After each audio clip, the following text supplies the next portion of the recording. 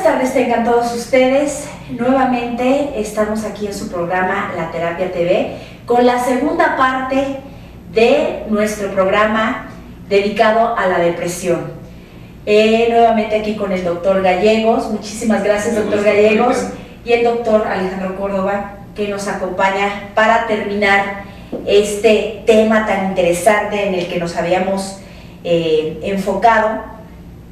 Y me gustaría que platicáramos un poquito, doctor Gallegos, sobre esos estudios de laboratorio gabinete que demuestran que hay depresión. ¿Cómo es esto, doctor? Sí, si bien, como decía el doctor Córdoba, es difícil demostrar la presencia de la enfermedad a nivel, digamos, de los estudios de laboratorio comunes, sí existen evidencias a nivel de algunos cambios, sobre todo en neurotransmisores muy establecidos ya, básicamente tres: uno que es la serotonina, otro la noradrenalina y otro que es la dopamina. Entonces, a nivel sobre todo de laboratorios de investigación, hay cambios en este tipo de neurotransmisores, o sea, se puede evidenciar en alguna manera que sí existe este tipo de alteración.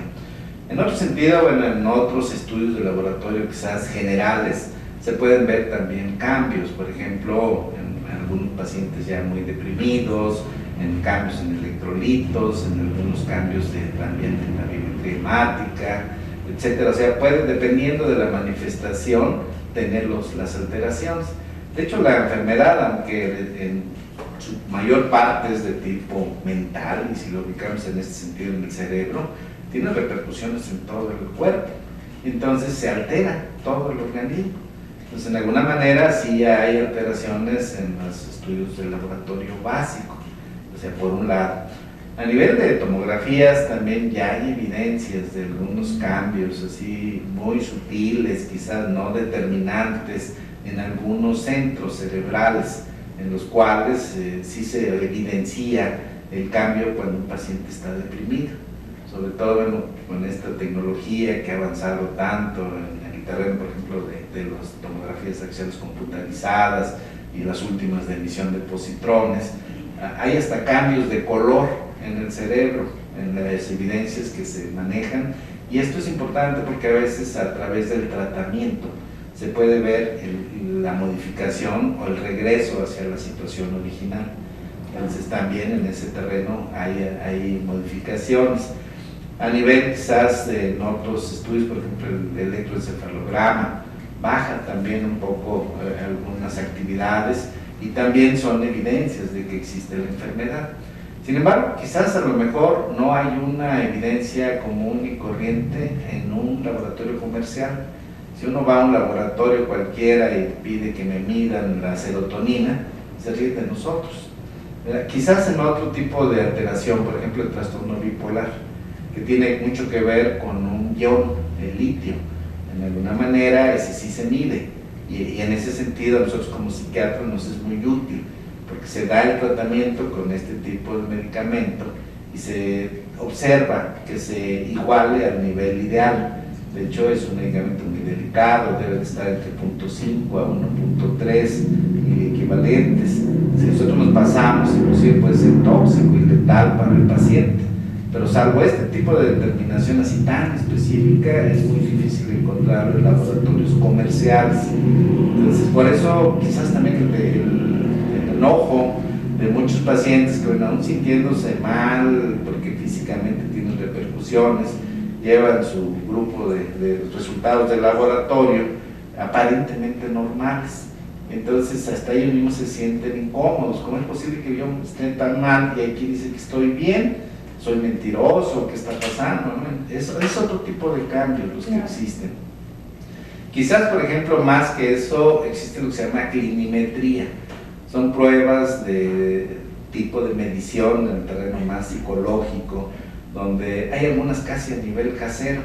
Por ejemplo, hay un estudio que se llama Hamilton, que son 15, 18 reactivos, que engloba básicamente toda la sintomatología del paciente depresivo. Entonces, sobre eso, más que para diagnosticar, nos sirve para medir la evolución del problema depresivo. O sea, si de tener un puntaje, por decir, de 14, y después de un tiempo razonable de tratamiento ya bajó a 7, se puede decir que el paciente ya está controlado. Claro. Porque eso es importante, saber y hacerlo evidente ante el paciente, independientemente de los cambios. Bueno, antes ya no ibas a la escuela, antes ya no trabajabas, ahora ya te bañas, ya te esmeras en tu arreglo personal, ya empiezas a tener cambios cuando uno ve en el paciente. Por otro lado, esto es subjetivo, pero esos detalles a veces son tan importantes porque precisamente se mencionaba, uno de los síntomas más importantes es una falta de energía. El paciente, así sean actividades muy sin mayor complicación, el bañarse, tender la cama, el hacer la comida, no puede. O sea, le cuesta un trabajo terrible al paciente hacer eso. Entonces prefieren mejor aislarse, quedarse acostado todo el día, no bañarse, descuidarse en su arreglo personal y obviamente pues sintiéndose más mal. O sea, no lo hace por gusto, lo hace porque no puede. Y de ahí entonces la confusión entre los familiares, eres un flojo, eres un sucio, ¿verdad? No pones de tu parte, échale ganas, ¿verdad? Que es la palabra más cotidiana de los familiares, como si fuera algo voluntario, y la verdad es que no está. Sí, totalmente de acuerdo. Doctor Córdoba, ¿qué debe de hacer una persona que padece depresión? Bueno, como la vez pasada y en estos momentos el doctor Pérez ha comentado, al ser una enfermedad, identificar en cualquiera de las fases de ella, al principio ya avanzada o incluso en una situación ya severa, lo que se requiere es obviamente pues, un tratamiento. Los principales obstáculos para que una persona reciba tratamiento son, primero, porque no se identifica. Entonces las personas van con médicos que no son psiquiatras y el médico no psiquiatra pues empieza a analizar otros problemas y nos diagnostica. Una vez que diagnostica, pues ahí temora el tratamiento, sobre todo los medicamentos. Entonces, bueno, lo que tiene que hacer una persona con depresión o que empieza a tener síntomas de depresión, pues lo ideal es que vaya con un médico, preferentemente con un médico psiquiatra. Los psiquiatras prescribimos una serie de medicamentos que lamentablemente, al igual que el psiquiatra mismo, están satanizados, ¿no? Decir con el psiquiatra es porque ya estoy muy mal. Y tomar medicamentos psiquiátricos pues es peor, ¿no? Porque además es droga, la gente cree que es droga desde el punto de vista coloquial, que es que va a ser dependiente, adicto, que lo van a traer atontado, etcétera, etcétera. Cosa que es totalmente falsa. Los medicamentos que se usan para la depresión no provocan dependencia, no provocan adicción, no provocan un estado de letargo o de sedación. Las personas pueden empezar a tener una vida totalmente normal y bueno, con el paso de algunos meses de tratamiento, la persona prácticamente se cura, ¿no? Entonces, bueno, ¿qué tiene que hacer una persona con depresión? Buscar el apoyo con alguien que sí sepa de qué se puede estar tratando, que lo ideal es que sea un psiquiatra, eventualmente pues también un psicólogo que sea sensible a estos problemas integralmente, pues, puede identificar una depresión y buscar el tratamiento adecuado. También, bueno, a veces se piensa que el tratamiento es muy caro porque tiene que ser con una persona, un psiquiatra privado. Efectivamente, pues bueno, hay psiquiatras privados que pueden atender este tipo de problemas. Pero en la actualidad, pues prácticamente todo, y desde hace muchos años, todas las instituciones públicas tienen servicios de salud mental. Entonces, la persona que pueda acceder a un servicio de seguridad social al cual esté afiliado, como puede ser el ISSSTE o el IMSS, pues puede recibir servicios de salud mental, tanto de psiquiatría como de psicología. En el caso de la población que se le conoce como población abierta, que es la que no tiene un sistema o no pertenece a un sistema de seguridad social, puede asistir a la Secretaría de Salud, ya sea del nivel federal o de los servicios de salud de los estados, donde también hay servicios de psiquiatría y de psicología. Esa es la primera parte. La otra, pues los cambios de hábitos, ¿no? Las personas tienen que buscar tener hábitos saludables, tener actividad física, descansar lo más que puedan, tratar de mantenerse cerca de su entorno social, tanto de la familia como del entorno externo a la familia, tratar de mantener sus hábitos. Al principio cuesta trabajo porque la persona por la depresión tiene apatía y desinterés, y entonces le cuesta mucho más trabajo. Pero si mantienen sus hábitos higiénicos, sus hábitos digamos, sus hábitos higiénico-dietéticos y además sus hábitos sociales y sus hábitos de actividad productiva, ya sea la escuela, la casa misma o el trabajo, cada quien se dedique a lo que se dedique, tratar de mantener los hábitos de esparcimiento como la lectura, si les gusta leer, asistir al cine, salir a hacer ejercicio, ir a caminar a un parque, en fin, los hábitos de diversión y de esparcimiento. Entonces, si la persona conjunta estas dos actividades, que serían el apoyo profesional por un lado y el apoyo personal y de su entorno social por el otro, seguramente le va a ir bastante bien, ¿no? O sea, tiene que poner de su parte del paciente definitivamente y estar consciente de lo que implica tener depresión y lo que implica hacer todo lo necesario para curarse. Sí, empezando por aceptar que esto es una enfermedad, que no es un asunto, como decía el doctor Gallegos, no es un asunto meramente de echarle ganas, o como muchas veces lo vive la gente, es como si fuera una especie de debilidad personal, ¿no? Lo cual no es cierto. Es una enfermedad, al igual que a una persona le puede dar hipertensión, diabetes o algún otro tipo de padecimiento, le puede dar depresión, y entonces no es cuestión de una debilidad personal, no es cuestión de echarle o no echarle ganas, no es cuestión de incluso de perder el control de la vida ni nada por el estilo.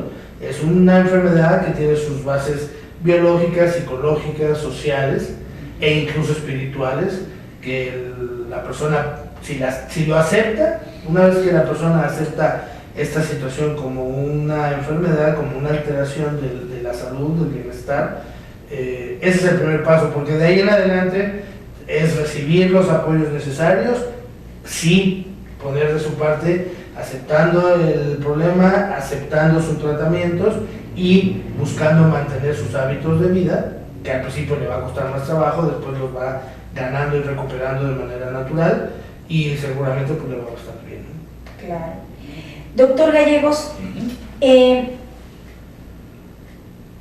me salta un poco la duda y cómo podemos explicarle a la gente la diferencia que existe entre acudir con un psicólogo y un psiquiatra, porque pues muchas, ¿no?, de las personas cuando tienen este problema, todo el mundo pues vete al psicólogo, ¿no?, en lugar de vete al psiquiatra. El psiquiatra ya lo toman como justamente ya algo más grave, ¿no?, más de asunto mental. ¿Existen pruebas psicológicas para poder hacer el diagnóstico y la medición correcta de la depresión?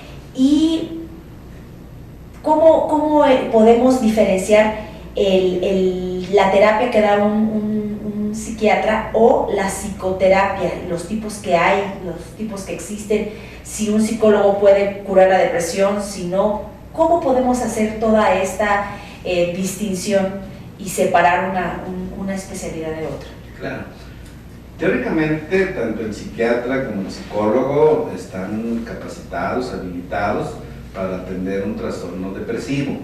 Sin embargo, en los casos complicados que hablábamos en la plática anterior de las depresiones mayores, que implica, ahí sí, forzosamente la utilización de psicofármacos, ahí entra propiamente ya en el terreno del psiquiatra. El psicólogo, nuestro medio, no puede prescribir medicamentos. Aunque en otros lugares, por ejemplo en Estados Unidos, en algunos estados, el psicólogo puede recetar.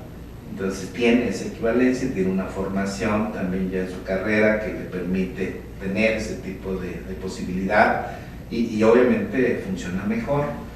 Sin embargo, aquí en nuestro medio a lo mejor tendríamos que considerar una situación muy complicada. Para todo el país tenemos más o menos una estadística de 4.800 psiquiatras. Que en alguna manera es un indicador muy bajo de lo que debería de haber de psiquiatras en cualquier país. Más o menos lo ideal sería que fuese un psiquiatra por cada 10.000 habitantes. Si andamos hablando, somos 115 millones de habitantes, para nada. Si de esos 4.800 los ubicamos en el Distrito Federal, en Monterrey, en Jalisco, las ciudades más grandes, hay estados de la República que no tienen siquiera psiquiatras. Entonces, el problema es más complicado. Sin embargo, en el caso de psicólogos, afortunadamente hay un recurso importante, donde el psicólogo también puede dar este tipo de apoyo. La experiencia, por ejemplo, en otros países, en Chile, muchos psicólogos hacen la función primaria de atención en salud mental, y el psiquiatra en un hospital, en un centro, apoya 2 o 3 veces a la semana. O sea, es una forma de atender este tipo de problemas. No digamos, por ejemplo, en algunos países europeos, de hecho no solo es el psicólogo, es la enfermera psiquiátrica, la trabajadora social psiquiátrica, quienes intervienen en este tipo de problemas de salud mental. Entonces, hay una deficiencia de formación de recursos humanos en salud mental. Y de ahí que por eso entonces el problema está más complicado. Entonces, sin embargo, decíamos, lo ideal es que el tratamiento fuese en equipo, que estén en comunicación el psiquiatra, el psicólogo, la trabajadora social, la enfermera psiquiátrica, como lo hacen en muchos hospitales, en el Seguro Social, en la Secretaría de Salud, se trabaja así, se distribuyen en alguna manera el trabajo, qué te toca hacer, qué es lo que tú tienes que trabajar. Y obviamente en conjunción para poder trabajar adecuadamente con el paciente. La idea de la terapia, hay muchos tipos, de tipo individual, de tipo de pareja, de familia, que de alguna manera se va a orientar sobre el tipo de problema que esté presentando, independientemente de la corriente de la escuela. Hay corriente de tipo psicoanalítico, de tipo biológico, de tipo existencial, de tipo conductista, o la más moderna, que es la cognitivo-conductual. De alguna manera, todo depende del problema, qué es lo que se quiere ver, cómo se quiere manejar. Y si se trabaja en equipo es obviamente mucho mejor. Pero sí hay esa tendencia popular de que, bueno, si mi problema es emocional, primero voy con el psicólogo porque seguramente no es tan grave que lo que me va a hacer, ¿no? De hecho, una anécdota personal, en el consultorio había un neurólogo, una psicóloga y su servidor. Cuando un paciente llegaba la primera vez, decía, yo quiero una consulta porque tengo un problema pues, de las emociones. Se lo voy a dar con el psiquiatra, no, yo no estoy loco, ¿no? Démela con el psicólogo. O muchos inclusive se van con el neurólogo, con la idea de que pues, son los nervios, claro, que está mal, pero pues obviamente el campo del neurólogo es otro. Claro, sí. Pero hay ese tipo de situaciones. Claro, falta de conocimiento. Bueno, vamos a hacer un pequeño corte y regresamos con nuestra segunda parte de nuestro programa La Depresión.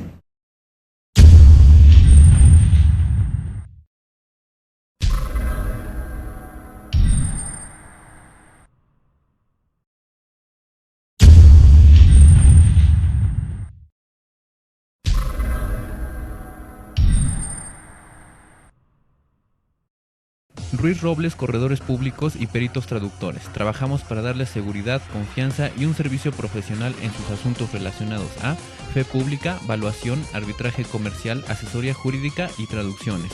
Para nosotros lo más importante es su satisfacción, brindándole además la asesoría jurídica necesaria en su negocio, con un equipo de profesionales capacitados para prevenir y resolver situaciones de riesgo en su empresa. Le aseguramos una asistencia profesional personalizada y humana a quien consideramos más importante, el cliente, porque las oportunidades pequeñas son el principio de las grandes empresas. Durante 7 décadas, Deiman ha desarrollado una amplia gama de colorantes, saborizantes y productos semipreparados que satisfacen los requerimientos de la industria de alimentos, así como las necesidades y gustos de los clientes y consumidores a nivel nacional e internacional.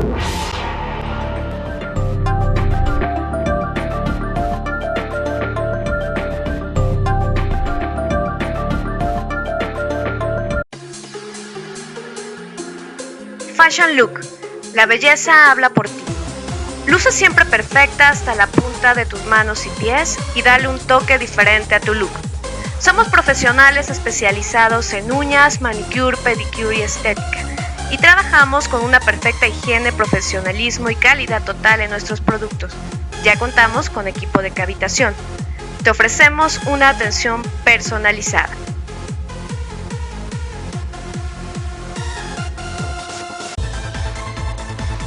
Finhogar, asesoría hipotecaria. Te asesoramos en todo lo relacionado a la adquisición de tu vivienda. Gestionamos para que puedas obtener un crédito hipotecario a la medida de tus necesidades y posibilidades. Trabajamos con las instituciones bancarias de mayor experiencia, seguridad y confianza. Además, tramitamos tu crédito ante Infonavit y Fovista. Una red de profesionales lo espera para asesorarlo personalmente. Pisco Grill, sabor de origen. Restaurante de comida peruana. Te espera para disfrutar de una auténtica gastronomía peruana en un ambiente familiar y acogedor. Contamos con terraza para fumadores, salón privado y servicio de ballet parking. Te ofrecemos servicio de catering y la organización de tus eventos familiares y de negocios. No te olvides de probar nuestro pisco sour. Te esperamos.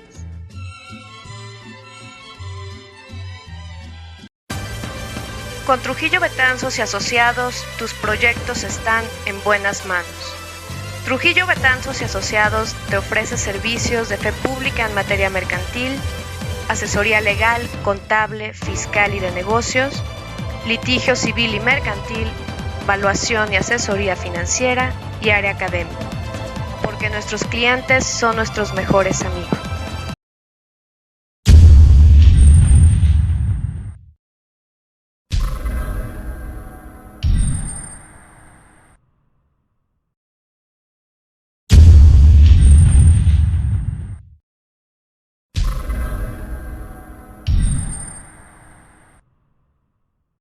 Pues ya estamos nuevamente de regreso en este programa tan interesante que es la depresión y vamos a preguntarle aquí al doctor Alejandro Córdoba las consecuencias que puede tener una persona que padece de depresión y que pues, no es tratada. ¿Qué puede suceder? ¿Hasta dónde puede llegar? Digamos, primero en términos generales de una persona, considerando solamente la depresión, bueno, lo primero que vamos a ver es que hay una reducción en su rendimiento social, laboral si es que trabajan, escolar si es que estudian, social, hay retraimiento, abandono de la actividad social, si son personas que ya tienen establecida algún tipo de relación, como por ejemplo de pareja o incluso familiar, pues hay un deterioro en esas relaciones. Y entonces, bueno, lo primero que vamos a ver es que, bueno, siempre y cuando no haya un tratamiento, las personas van paulatinamente teniendo un deterioro social, psicológico y biológico. Entonces, las personas pierden peso, al no dormir adecuadamente o no dormir, constantemente están cansados, se afecta su capacidad física, etc. Si esto sigue evolucionando, pues obviamente pueden aparecer enfermedades. Nosotros, desde enfermedades, digamos, propiciadas por estas conductas, como la pérdida de peso y conducir a una desnutrición, a anemias, etc. Y bueno, en el punto extremo, la situación más grave, es que esto va conduciendo hacia una desesperanza. Las personas cuando empiezan a tener la sensación de que ya no tiene mucho sentido seguir adelante, van teniendo desesperanza hasta que aparece lo que llamamos nosotros la idea de muerte. Más valdría morirme, si me muriera no pasaba nada, esto se acabaría si yo me muriera. Y bueno, si siguen sin tratamiento y evolucionando libremente, van a terminar teniendo primero la idea de muerte, después la idea de suicidarse y bueno, finalmente van a intentar suicidarse. Lamentablemente, pues algunos de ellos lo van a poder consumar. Ese es en el caso de la pura depresión. Ahora, lamentablemente la depresión, como sucede con todo el mundo, niños, adultos mayores, hombres, mujeres, etcétera, pues entonces, ¿qué pasa? Bueno, que las personas que tienen alguna otra situación, que viven algún otro tipo de situación, como por ejemplo hipertensión, diabetes, algunos otros trastornos metabólicos y demás, generalmente lo que vemos en personas deprimidas que tienen esa situación es que no siguen adecuadamente sus tratamientos de otros problemas y entonces hay una complicación progresiva también de esos otros problemas, ¿no? Se agravan las diabetes, se agravan los problemas cardiovasculares, se agravan, incluso se predispone a tener o padecer más frecuentemente problemas infecciosos o infectocontagiosos. Entonces hay un descuido importante en la salud en general, que bueno, va conduciendo finalmente también a este punto pues, más grave, que es el de la autodestrucción, ¿no? Y bueno, por otro lado, otra de las complicaciones muy frecuentes que vemos es que las personas, ya sea que antes consumieran o que empiezan a consumir sustancias, y entonces se acentúa el consumo de tabaco, el consumo de alcohol y algunas otras sustancias que al principio no son vistas como un problema, como podría ser el consumo de café, por decir algo, ¿no? Y entonces, obviamente puede haber el consumo de otras sustancias de mayor, pues, agresividad hacia el bienestar de la persona, como puede ser estimulantes, cocaína, anfetaminas, marihuana, en fin, una serie de sustancias o drogas que conocemos así popularmente. Entonces, la evolución de una persona con depresión puede ir hacia las actividades o conductas autodestructivas. Hay que considerar que las personas que se deprimen pueden tener un episodio depresivo que se resuelve con algún tipo de tratamiento y entonces ya no vuelven a tener otro, o si llegan a tener algún otro episodio, son muchos años después. Pero hay personas que tienen trastornos crónicos que se van presentando, ya sea en forma recurrente, o sea, personas que aún con el tratamiento pueden llegar a tener episodios depresivos o agravamientos temporales, y entonces, y la distimia, de la que habló el doctor Gallegos otra vez, en donde la persona persistentemente está con síntomas depresivos.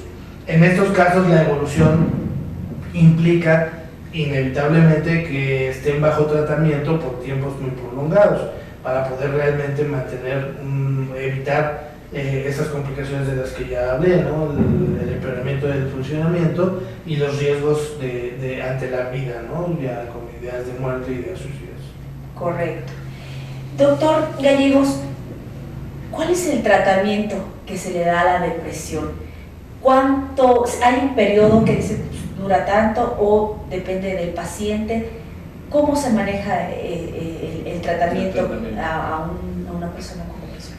Básicamente tiene que ser especializado o específico más bien hacia el tipo de problema del paciente. O sea, por ejemplo, hay depresiones muy leves, si lo podemos llamar así, en donde quizás el cuadro remite a lo mejor en menos de un mes. Aún, sin embargo, en esos hay que mantener un tiempo de tratamiento, en el caso de medicamentos, de por lo menos 3 meses. Hay más o menos un protocolo de un paciente que presenta un primer brote depresivo de cierta intensidad, pero no con ideas suicidas, de mínimo debe mantenerse un tiempo de 3 meses de duración. En otro paciente con una depresión moderada, quizás por lo menos se requieren 6 meses. Y en otros de los casos de depresiones mayores son por lo menos de 1 año, si no es que en forma indefinida. Entonces el tiempo está establecido y en alguna manera va a ir en relación a toda la medición de los indicadores que nos hablan de la respuesta positiva. Generalmente los medicamentos tienen una respuesta no tan inmediata. De hecho, todos, por buenos que sean, aún los más nuevos, requieren por lo menos de 2 a 3 semanas de respuesta.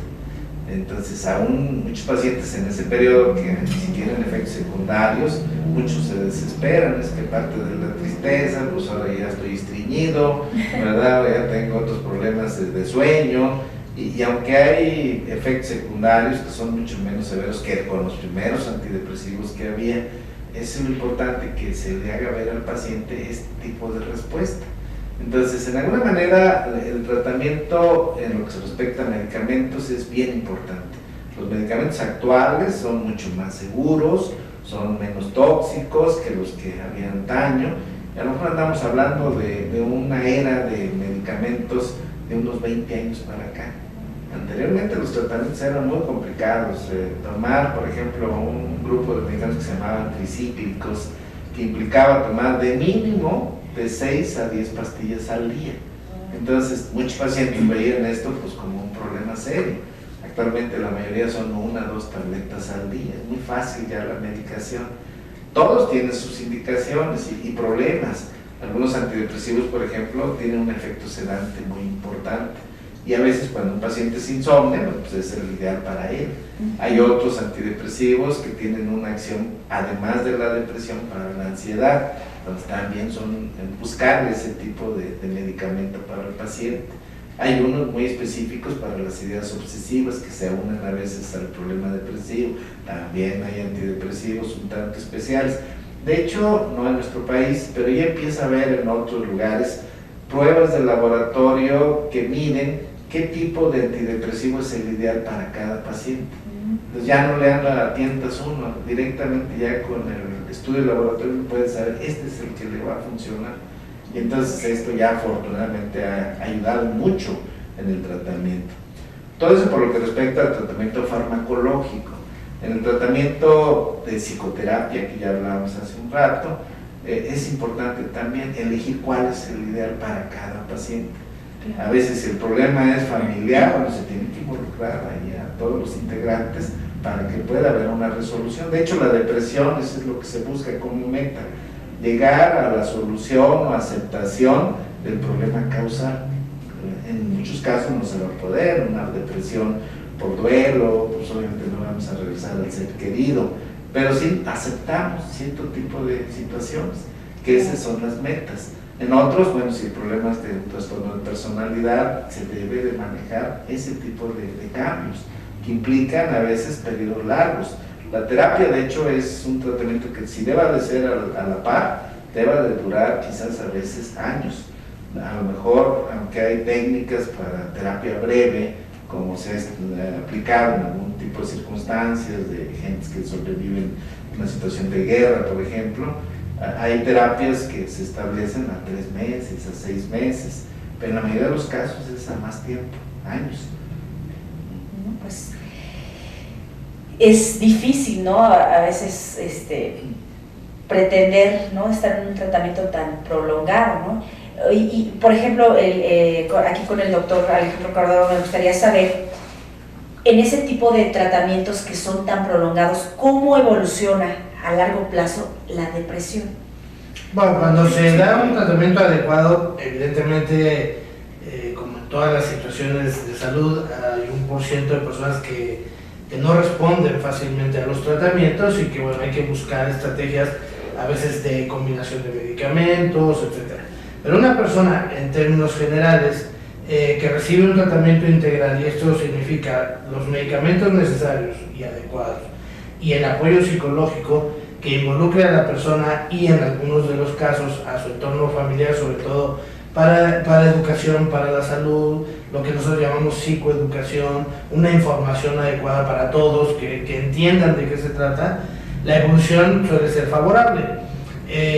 Las personas prácticamente se podría decir que se resuelve el problema depresivo, se les quita el problema depresivo. Nosotros procuramos no usar la palabra curación, porque eso diría que la persona se le quitó totalmente la problemática. Y hay un % de pacientes con depresión que se les quita totalmente la problemática, pero hay otro % que no. Entonces, bueno, la evolución que nosotros esperamos con un tratamiento integral, el psiquiatra con la prescripción de medicamentos, y ya sea el psiquiatra o el psicólogo con el apoyo psicoterapéutico, nosotros esperamos una evolución, digamos, de que el problema empiece a resolverse alrededor de la segunda o tercera semana de tratamiento. Para los 2 meses aproximadamente ya la persona debe estar sana o casi sana, por decirlo así, o sea, los síntomas han desaparecido. Y de ahí en adelante la expectativa es, para evitar o disminuir los riesgos de una recaída, es prolongar el tratamiento, aun cuando la persona esté bien, prolongar el tratamiento de 6 meses a 2 años, dependiendo del tipo de depresión y las características de cada persona. Esto nos daría una garantía de que al menos alrededor del 80 o 90% de las personas con un esquema así de tratamiento, su evolución va a ser favorable a largo plazo, van a poder dejar los tratamientos en ese periodo aproximado de, digamos, en promedio entre 1 y 2 años de tratamiento, lo van a poder dejar y van a seguir estables y bien controlados el 80-90% de... Ya sin necesidad de fármacos. Sin necesidad de fármacos ni de psicoterapia tampoco necesariamente. Evidentemente por lo tanto hay un % ahí de entre 10 y 20% de personas que de cada 10, digamos, un par de personas de cada 10 que tienen una depresión y recibieron un tratamiento adecuado, es probable que vuelvan a tener una recaída pronta. Y en esas personas, ese 10-20%, pues lo ideal es que duren mucho, como dice el doctor Meyer, por años ya, 5 o 6 años, o a veces de por vida, algún tipo de tratamiento. Y también depende mucho del perfil de manejo que se haga. Y con los psicofármacos o los medicamentos, pues, lo ideal es que tenga una resección en tiempo. Obviamente, si hay recaídas, pues ese tiempo se tendrá que prolongar. Y la psicoterapia, pues depende, ¿no? Hay psicoterapias cognitivo-conductuales de 3 a 6 meses, que ya no es necesario más tiempo. Y si el enfoque es, por ejemplo, psicoanalítico, pues a veces dura 5 o 6 años, ¿no? Entonces, lo ideal es buscar lo que más se adecue al paciente, y en el 80% de ellos va a haber una evolución favorable. Perfecto. Doctor Alejandro Córdoba, quiero darle las gracias por habernos acompañado en este programa. Le agradecería que nos compartiera su número telefónico, por favor. Sí, es el 5611-9622 y 5598-0170. Y pues muchas gracias a ustedes por la invitación. Doctor Rogelio Gallegos, muchísimas gracias por haber participado con nosotros en este gran programa de 2 partes sobre la depresión. Y si nos pudiera compartir su número telefónico. ¿Cómo no, Maricarmen? 55 11 12 88. Nuevamente, ¿me lo repite? 55 11 12 88. Pues llegamos al final de su programa La Terapia con el tema de la depresión. Les mando un abrazo muy grande, que pasen estas fiestas muy contentos, sin depresión, sin nada. Si tienen algún paciente, algún familiar que pudieran ustedes detectar después de todas estas características que nos pudieron compartir los doctores, pues tenemos a 2 grandes especialistas que pudieran ser pues de mucha ayuda para resolverle cualquier problemática. Soy Maricarmen Sandoval y este es su programa La Terapia. Un abrazo muy grande, feliz Navidad y próspero 2014. Gracias.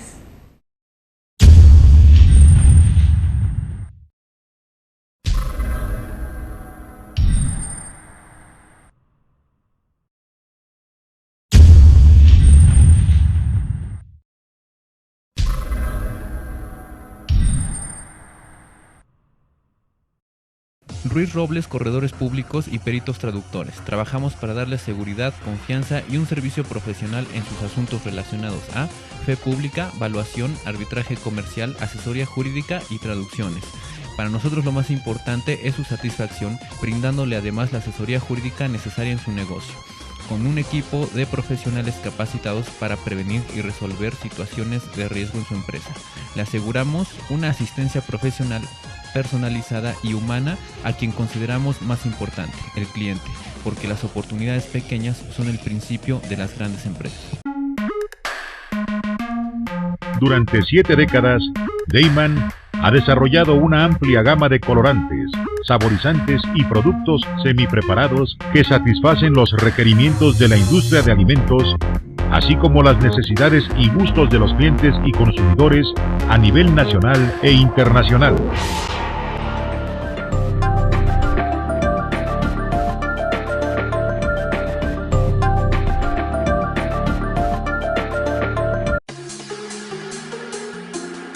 Fashion Look. La belleza habla por ti. Luce siempre perfecta hasta la punta de tus manos y pies y dale un toque diferente a tu look. Somos profesionales especializados en uñas, manicure, pedicure y estética. Y trabajamos con una perfecta higiene, profesionalismo y calidad total en nuestros productos. Ya contamos con equipo de cavitación. Te ofrecemos una atención personalizada.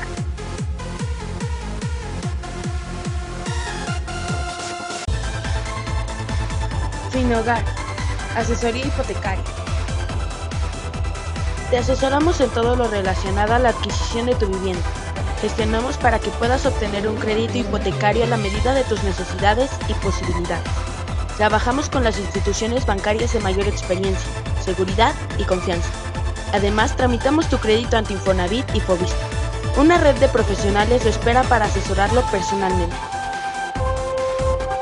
Pisco Grill, sabor de origen. Restaurante de comida peruana.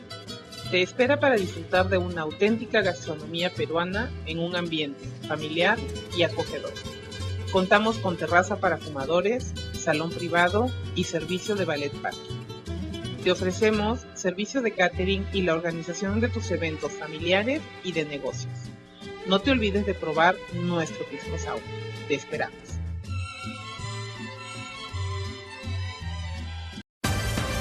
Con Trujillo Betanzos y Asociados, tus proyectos están en buenas manos. Trujillo Betanzos y Asociados te ofrece servicios de fe pública en materia mercantil, asesoría legal, contable, fiscal y de negocios, litigio civil y mercantil, valuación y asesoría financiera y área académica, porque nuestros clientes son nuestros mejores amigos.